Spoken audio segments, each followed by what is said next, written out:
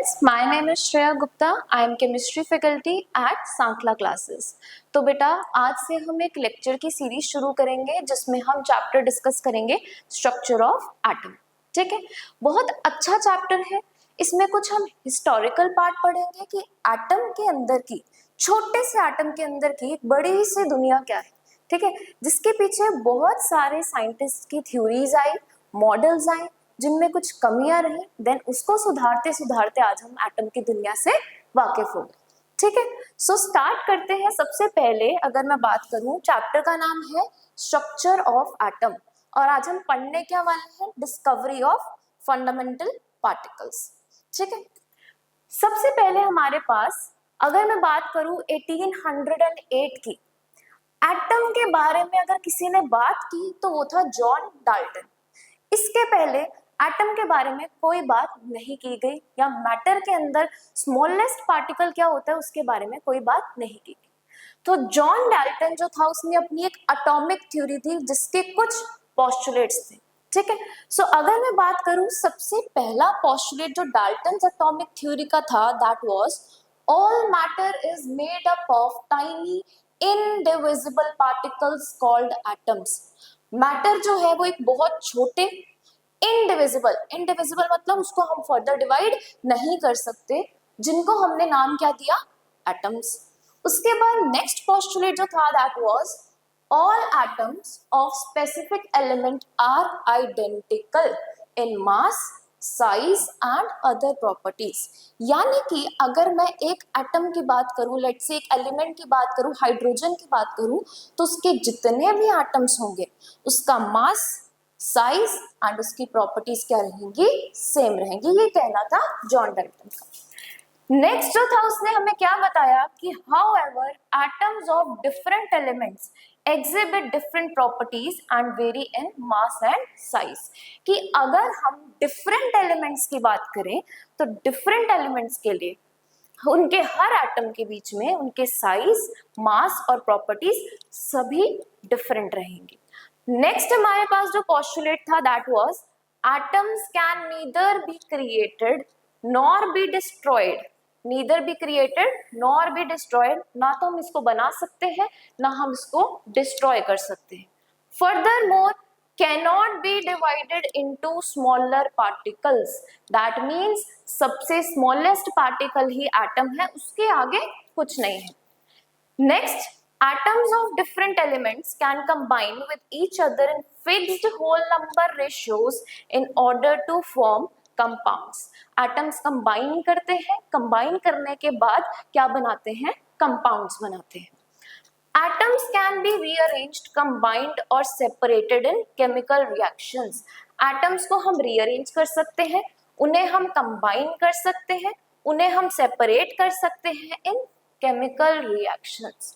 तो ये मानना था जॉन डाल्टन का कि एटम जो है वो मैटर का सबसे स्मॉलेस्ट पार्टिकल है जो कि क्या है, इनडिविजिबल है। ठीक है, बट अगर मैं बात करूं 70-80 साल तक भी ये माना गया कि मैटर का सबसे स्मॉलेस्ट पार्टिकल एटम है, उसके आगे कुछ नहीं है। बट 70-80 साल के बाद कुछ साइंटिस्ट ने जब अपने मॉडल्स के थ्रू, अपनी थ्योरीज के थ्रू कुछ एक्सपेरिमेंट्स किए तो पता चला कि जॉन डाल्टन के कुछ पॉइंट्स जो कितने सालों तक सही माने जा रहे थे वो क्या थे, गलत थे। जैसे कि अगर मैं बात करूं उसका पहला पॉइंट कि एटम टाइनी और इनडिविजिबल पार्टिकल है, दैट वाज नॉट ट्रू। तो इस चैप्टर में बेटा हम पढ़ने क्या वाले हैं, एटम के अंदर और कैसी दुनिया है, कौन सी दुनिया है और कौन से उसके सब एटॉमिक पार्टिकल्स हैं। एटम के क्या है, सब एटॉमिक पार्टिकल्स। ठीक है, सो यहाँ पर हमने अगर मैं बात करूं इसकी लिमिटेशन क्या थी कि एटम के अंदर क्या है, सब एटॉमिक पार्टिकल्स, जिसके बारे में हम डिस्कस करेंगे।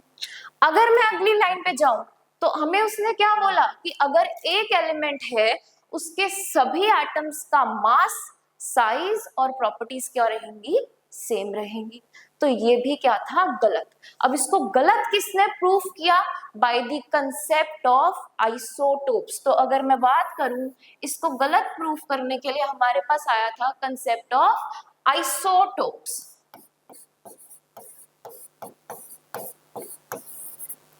आइसोटोप्स क्या होते हैं, ये वो एलिमेंट्स होते हैं जिनका एटॉमिक नंबर तो सेम रहता है बट मास नंबर क्या होता है, डिफरेंट। तो अगर मैं बात करूं हाइड्रोजन की, तो हाइड्रोजन एक अकेला एलिमेंट नहीं है, उसके दो बड़े भाई और हैं। हाइड्रोजन का आइसोटोप है ड्यूटेरियम और एक और आइसोटोप एग्जिस्ट करता है उसका, ट्रिटियम। तो अगर मैं बात करूं, हाइड्रोजन का तो मास नंबर क्या हो जाएगा, 1। ड्यूटेरियम का एटॉमिक नंबर तो 1 है बट उसका मास नंबर क्या है, 2।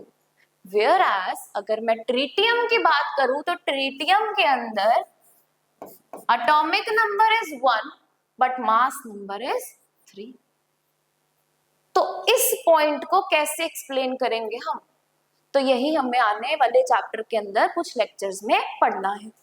अगली बात पे अगर मैं जाऊं कि सारे डिफरेंट एलिमेंट्स जो है वो डिफरेंट प्रॉपर्टीज और मास और साइज में वेरी करते हैं, बट अगर हम बात करें कैल्शियम, पोटेशियम एंड आर्गन की, इन सभी के मास नंबर्स जो होते हैं वो सेम होते हैं, although they have different atomic numbers.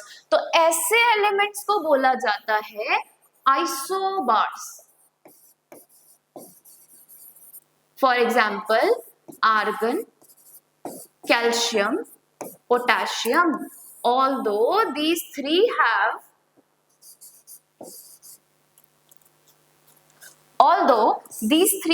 different atomic number but they have same mass number, that is 40। ठीक है, that means डाल्टन की एटॉमिक थ्योरी जिसने हमें एटम की स्टोरी को स्टार्ट तो करवाया बट उसके कुछ पोस्टुलेट्स जो थे वो इनकम्प्लीट थे, गलत थे। ठीक है, कुछ पोस्टुलेट्स उसके सही भी थे। तो चलते हैं फिर एटम की दुनिया से इंट्रोड्यूस होने।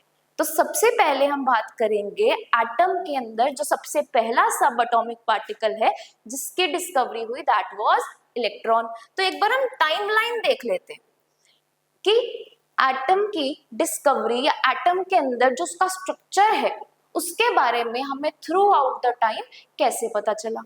तो अगर मैं बात करूं 1808, हमने अभी डिस्कस किया क्या आई थी, डाल्टन की एटॉमिक थ्योरी। 70 to 80 इयर्स तक यही माना गया कि एटम सबसे स्मॉलेस्ट पार्टिकल है, बट 1897 में उसके कुछ पोस्टुलेट्स क्या हो गए, गलत प्रूफ हो गए। कैसे, by the discovery of electron. Electron क्या है, एटम का सब एटॉमिक पार्टिकल। अगर उसके बाद मैं बात करूं 1898 में आया था प्लम पुडिंग मॉडल। सब एटॉमिक पार्टिकल्स तो पता चल गए कि एटम के अंदर इलेक्ट्रॉन होता है, न्यूट्रॉन होता है, प्रोटॉन होता है, but what is its structure, उनकी प्लेसमेंट क्या है, एटम के अंदर उनकी जगह क्या है। तो plum pudding model was given by J Thomson, जिसने हमें एक आइडिया दिया कि may be structure of atom कुछ वाटरमेलन टाइप या प्लम पुडिंग टाइप हो सकता है। ठीक है, इसलिए उसका नाम क्या रखा गया, प्लम पुडिंग मॉडल। ये सारे मॉडल्स हम इन डिटेल अगले लेक्चर्स में डिस्कस करेंगे।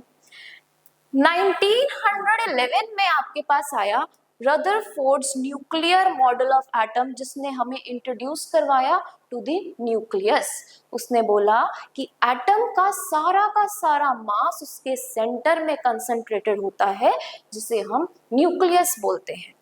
उसके बाद हमारे पास आया 1913 में Bohr's model of hydrogen atom, जिसने हमें ये बताया कि एक न्यूक्लियस होता है, उसके अराउंड फिक्स्ड ऑर्बिट्स होते हैं जिनमें इलेक्ट्रॉन्स क्या करते हैं, रिवॉल्व करते हैं।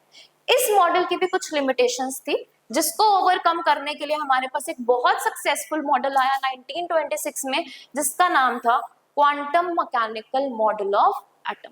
इसके अलावा भी बहुत सारी डेवलपमेंट्स थी, बहुत सारे एक्सपेरिमेंट्स थे जिन्होंने इन मॉडल्स में हेल्प किया, जिन्होंने हमें स्ट्रक्चर ऑफ एटम बताने में हेल्प किया, जो हम पूरे थ्रू आउट चैप्टर में पढ़ने वाले हैं। सो सबसे पहले स्टार्ट करते हैं डिस्कवरी ऑफ इलेक्ट्रॉन से। सो डिस्कवरी ऑफ इलेक्ट्रॉन में सबसे पहले 1830 में माइकल फैराडे ने एक्सपेरिमेंट किया। किसने एक एक्सपेरिमेंट किया? Michael Faraday.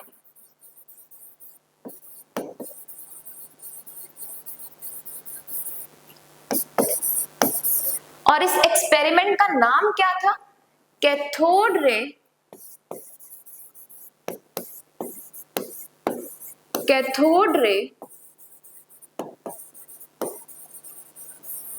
Discharge tube experiment.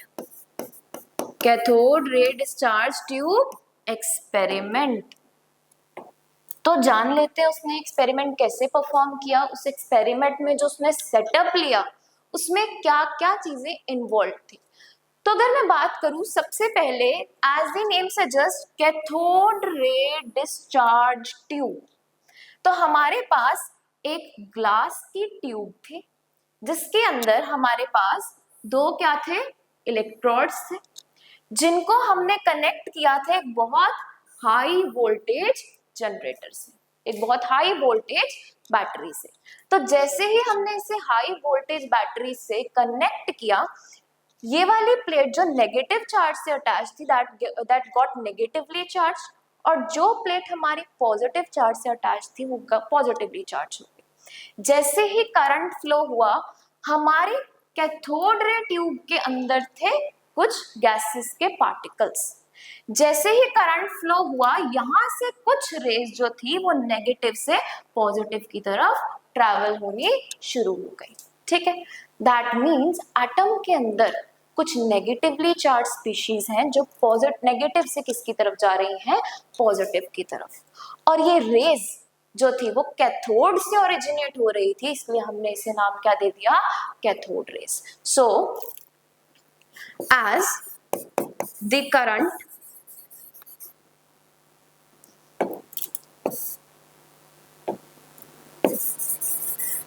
the current flows through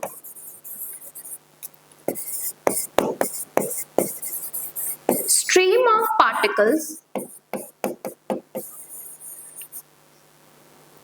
rays travel from cathode to anode, hence known as cathode rays.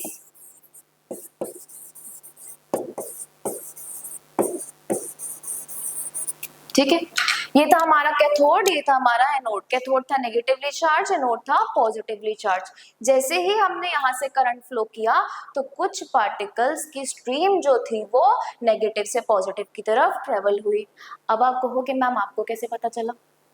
वो तो एक बहुत छोटे पार्टिकल्स है ना, हमें तो दिख नहीं सकते। तो इसके लिए, इस रेस को कंफर्म करने के लिए हमने क्या किया? एनोड में कर दिए होल्स, जिसको हम बोल देते हैं परफोरेटेड एनोड। एनोड में क्या कर दिया हमने? कुछ होल्स कर दिए, और उसके पीछे हमने लगाई जिंक सल्फाइड की फ्लोरोसेंट कोटिंग।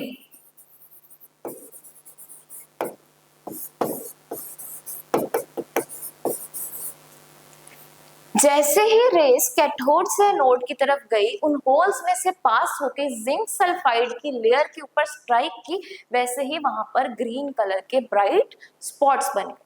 तो यहाँ से हमें क्या पता चला कि कुछ रेज हैं जो पॉजिटिव टर्मिनल की तरफ जा रही हैं। दैट मीन्स वो कौन सी चार्ज होंगी? नेगेटिवली चार्ज होंगी। So confirmation of cathode rays was done by the zinc sulfide coating which produced green bright spots. अब अगर मैं बात करूं, इसके अंदर दो चीजें और है कि हमने जो हमारा सेटअप था उसमें जो एयर फिल की हमने ट्यूब के अंदर, that was at low pressure. तो लो प्रेशर क्यों रखा गया? अच्छा, अगर मैं बात करूं, बहुत सारे पार्टिकल्स है मैंने एक ट्यूब के अंदर भरे हैं, एंड इमेजिन एक क्लास है, मैं बच्चों को बहुत धक्के से उसमें बहुत प्रेशर से फिल कर दे रही हूँ, तो क्या तुम मूव कर पाओगे? नहीं, तुम्हारे लिए मूवमेंट क्या हो जाएगा, मुश्किल हो जाएगा। सो अगर मैं बात करूं लाइकवाइज हमारे कैथोड रे के अंदर क्या है, गैस के मॉलिक्यूल्स, तो उनको इनफ स्पेस चाहिए ताकि वो मूवमेंट कर सके। तो इसीलिए हमने इस कैथोड रे ट्यूब को किस पे मेंटेन किया है, at very low pressure. So maintained at very low pressure to provide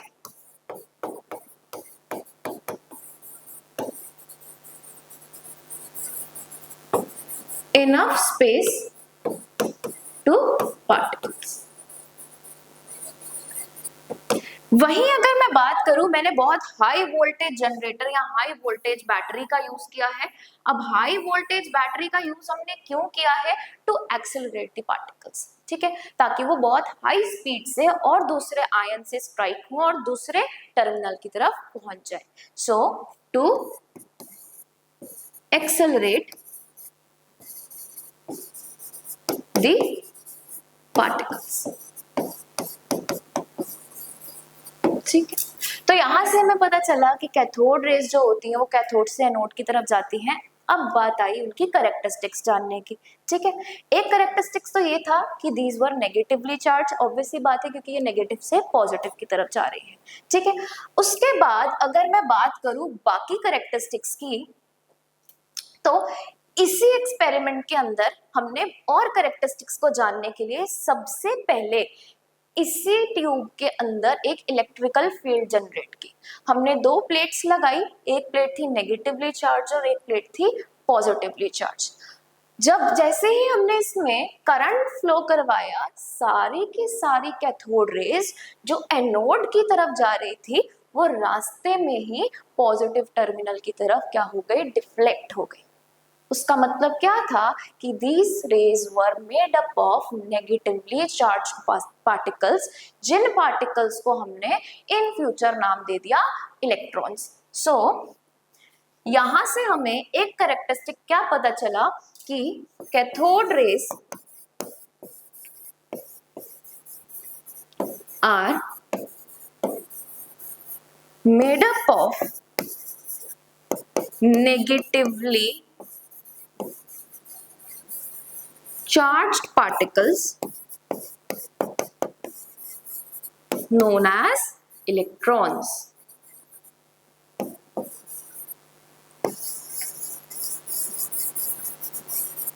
तो this was one of the characteristics of cathode rays. अगर मैं बात करूं उसी सेटअप के अंदर मैंने इसके रास्ते में एक लाइट पेडल व्हील लगा दिया। पेडल व्हील क्या करता है, रोटेट करता है ना। रोटेट कब करेगा, जब कोई चीज उसकी तरफ आके स्ट्राइक करेगी। अब जो चीज उसकी तरफ आ रही है वो स्ट्राइक करेगी, उसका कुछ ना कुछ भार होगा, कुछ मास होगा, कुछ वेलोसिटी से वो आ रहा होगा, तभी वो पेडल जो है वो रिवॉल्व करेगा। तो अगर मैं बात करूं, जैसे ही हमने इस सेटअप के अंदर करंट फ्लो किया, ये रेस जब कैथोड से एनोड की तरफ मूव की, इन्होंने पेडल व्हील को रोटेट किया। दैट मीन्स इन रेस के अंदर जो पार्टिकल्स हैं उनका कोई ना कोई मास है और कुछ ना कुछ उसकी वेलोसिटी है। दैट मीन्स ये जो नेगेटिवली चार्ज पार्टिकल्स हैं दे पोसेस पार्टिकल नेचर। पार्टिकल्स का कुछ मास होता है और कुछ उनकी वेलोसिटी होती है। तो यहाँ पर हमने क्या बात की कि negatively charge particles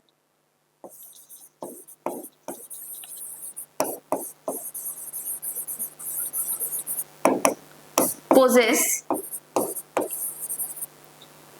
some mass and velocity, therefore shows particle या material nature।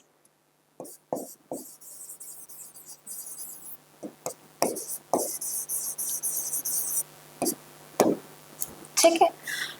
लास्ट अगर मैं पिक्चर की बात करूं, डायग्राम की बात करूं, इसके अंदर हमने क्या किया, कैथोड रेज और एनोड, कैथोड और एनोड के बीच में हमने एक मेटल ऑब्जेक्ट प्लेस कर दिया।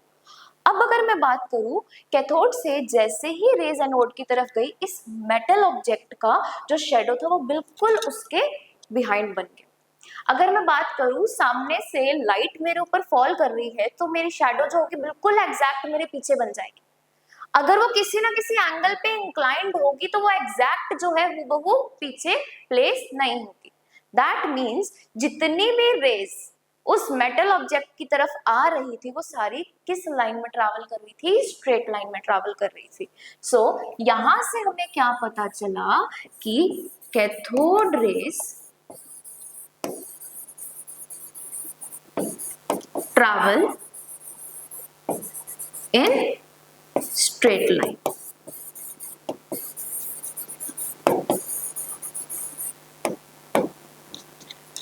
इसके अलावा कैथोड रेज को हमने फॉल करवाया कुछ मेटल सरफेसेस के ऊपर, और उन मेटल सरफेसेस से देखा गया कि बहुत हाई एनर्जी वाली पेनिट्रेटिंग एक्स रेज प्रोड्यूस हुई। So this was also the one of the characteristic of cathode rays. So produces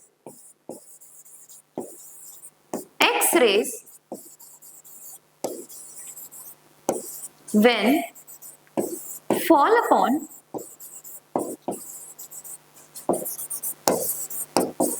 metal surfaces such as, कौन कौन से मेटल्स पे उन्होंने देखा? Tungsten and molybdenum.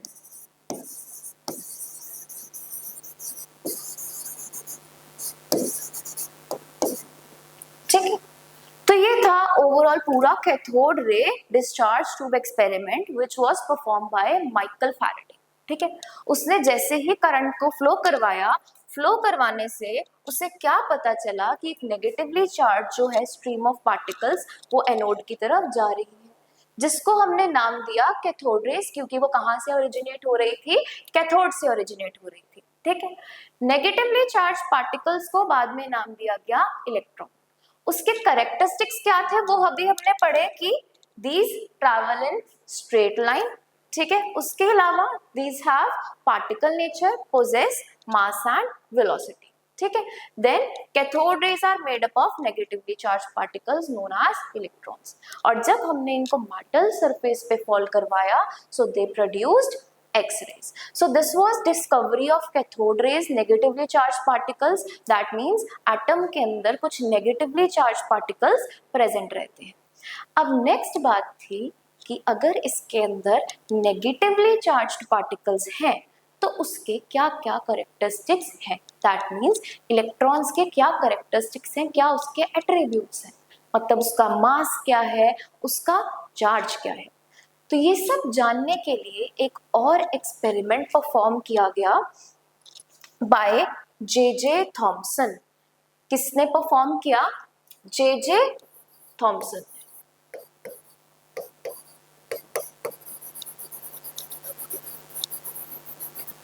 अब इस एक्सपेरिमेंट में उसने क्या किया? वही कैथोड रे डिस्चार्ज ट्यूब लिया, उसके आगे उसने एक तो मैग्नेटिक फील्ड लगाई और दूसरा उसने क्या किया? इलेक्ट्रिकल फील्ड लगाई। क्या किया उसने? उसी डिस्चार्ज ट्यूब के अंदर उसने आगे एक साइड पे मैग्नेटिक फील्ड लगाई और दूसरी साइड पे उसने क्या किया? इलेक्ट्रिकल फील्ड लगाई।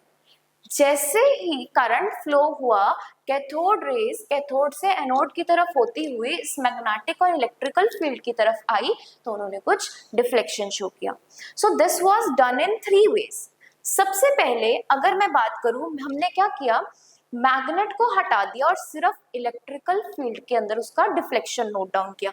तो अगर मैं बात करूं, नेगेटिवली चार्ज पार्टिकल्स हैं, इलेक्ट्रिकल फील्ड है, 2 इलेक्ट्रिकल प्लेट्स हैं, एक पॉजिटिवली चार्ज है, एक नेगेटिवली चार्ज है, तो नेगेटिवली चार्ज जो स्ट्रीम ऑफ पार्टिकल्स आएगी वो किसकी तरफ डिफ्लेक्ट होगी? पॉजिटिवली चार्ज की तरफ डिफ्लेक्ट होगी। यानी कि ये रेज यहाँ से आती आती किसकी तरफ डिफ्लेक्ट हो गई? ए पॉइंट की तरफ डिफ्लेक्ट हो गई। मतलब ये जो ए पॉइंट था ये किसकी प्रेजेंस में था? Only in the presence of electrical field.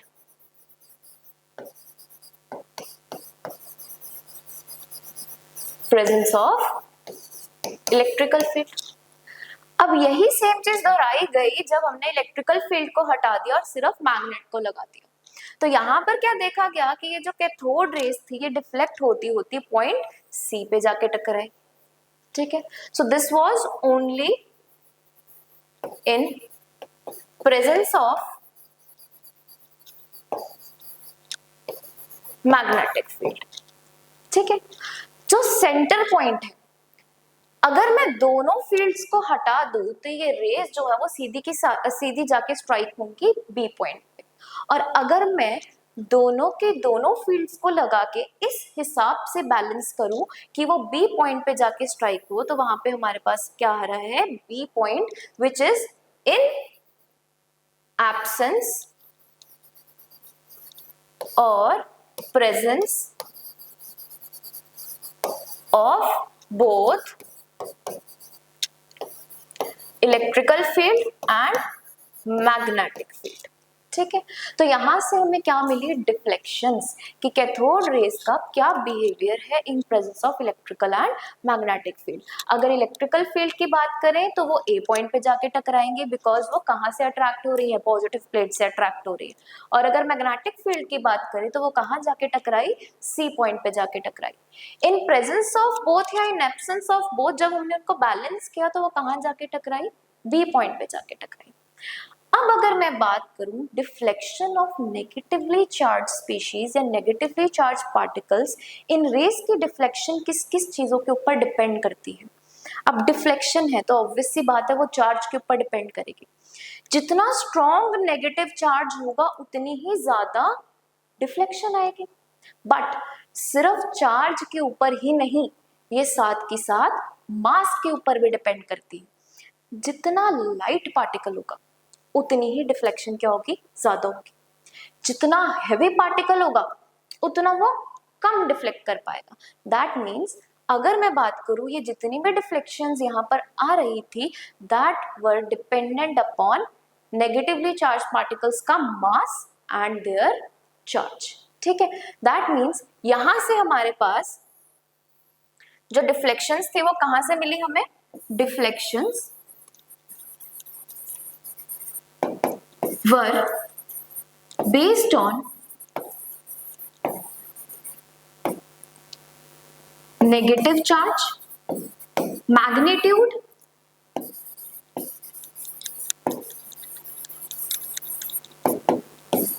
and mass।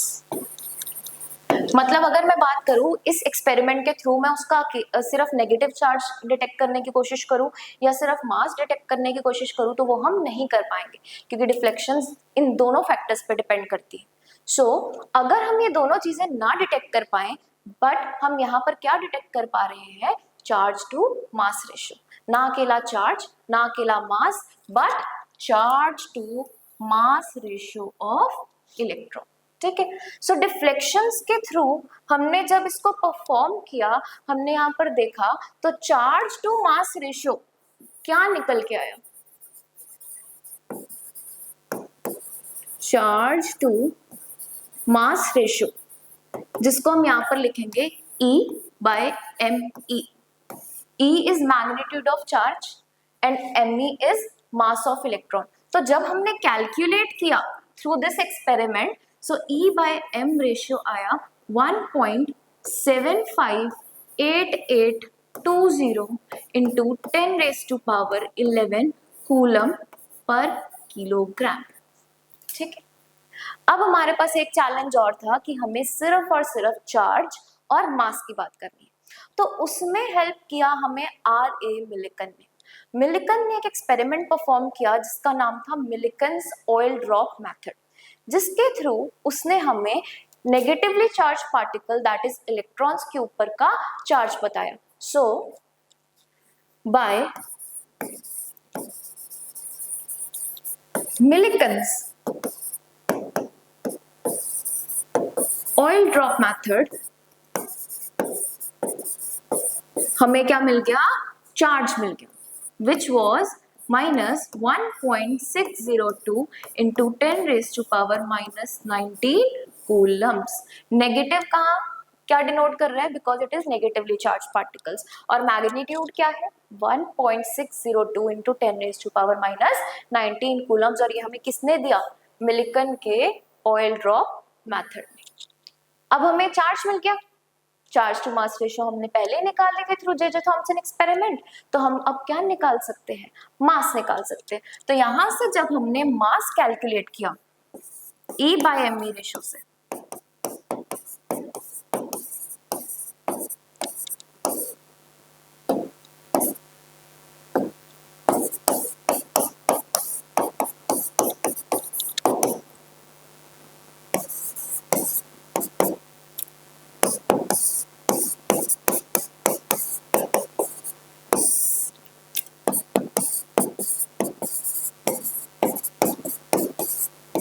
तो हमारे पास जो कैलकुलेटेड मास था it came out to be 9.1 into 10 raised to power minus 31 kilogram. तो यहां से हमें पता चले इलेक्ट्रॉन के मास और charge. Charge was minus 1.602 into 10 raised to power minus 19 coulombs और मास 9.1 into 10 raised to power minus 31 kilogram. So throughout this whole experiment, discovery of electron, हमें इलेक्ट्रॉन के बारे में इंफॉर्मेशन मिली। सबसे पहले इलेक्ट्रॉन के करेक्टरिस्टिक्स के बारे में पता चला and then we got to know about कि इलेक्ट्रॉन का चार्ज क्या है, उसका मास क्या है थ्रू जे थॉम्सन एक्सपेरिमेंट। तो यही माना जाता है कि electron was discovered by J Thomson और इलेक्ट्रॉन का नाम किसने दिया था, that was given by W stony. ठीक है, सो आज के लेक्चर में अभी तक हमने डिस्कवरी ऑफ इलेक्ट्रॉन पढ़ा। तो पूरे अगर डिस्कवरी ऑफ इलेक्ट्रॉन को मैं समराइज करूं, सो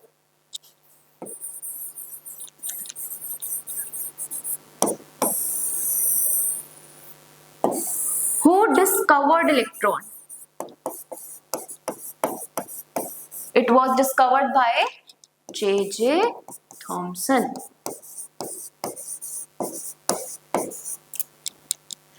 इलेक्ट्रॉन का नाम किसने दिया? Who named? W. Stoney.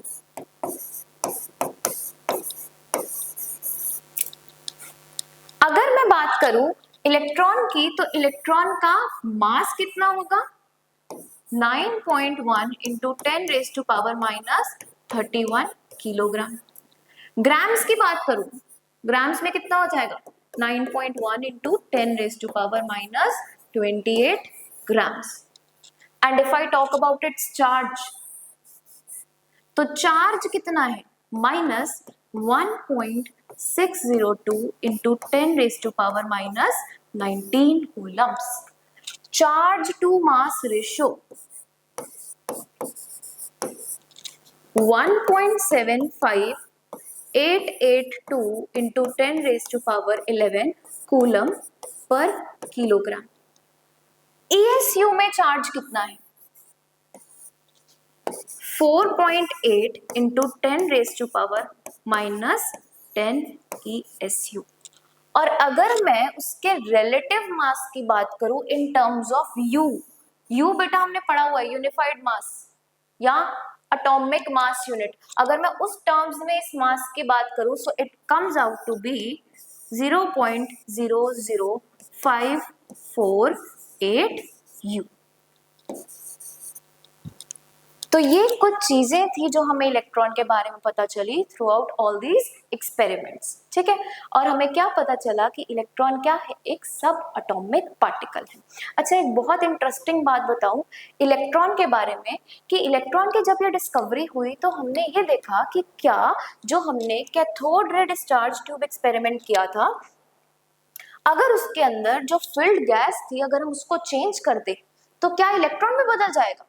मतलब अगर हम एटम को ही चेंज कर दे, क्या उसके इलेक्ट्रॉन की शक्ल भी बदल जाएगी, इलेक्ट्रॉन का मास भी बदल जाएगा? तो ऐसा नहीं था। ठीक है, जैसे ही हमने इलेक्ट्रॉन्स यहाँ पर गैस को चेंज किया तो इलेक्ट्रॉन्स की प्रॉपर्टीज भी क्या निकल के आई? सेम निकल के आई। दैट मीन्स जो इलेक्ट्रॉन है it is fundamental basic constituent of all the atoms. तो यहाँ पर हम लिख लेंगे कि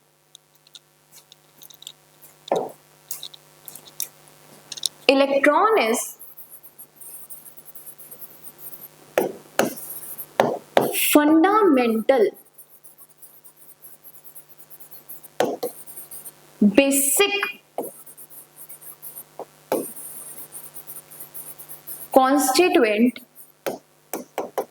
of all the atoms, जिसकी प्रॉपर्टीज सभी की सभी क्या रहेंगी? सेम रहेंगी। ठीक है, सो this was all for today's lecture जिसमें हमने पढ़ा डिस्कवरी ऑफ इलेक्ट्रॉन के बारे में। आने वाली सीरीज ऑफ लेक्चर्स में हम क्या पढ़ेंगे? डिस्कवरी ऑफ अदर सब एटॉमिक पार्टिकल्स जैसे कि न्यूट्रॉन और प्रोटॉन के बारे में।